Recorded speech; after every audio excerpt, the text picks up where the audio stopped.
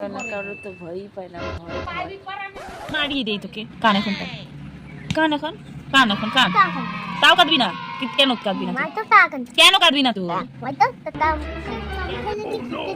কে বলছে তোকে এটা? মোবাইলে দেখছিস যে মাকড়সা কামড়ালে স্পাইডারম্যান হয়?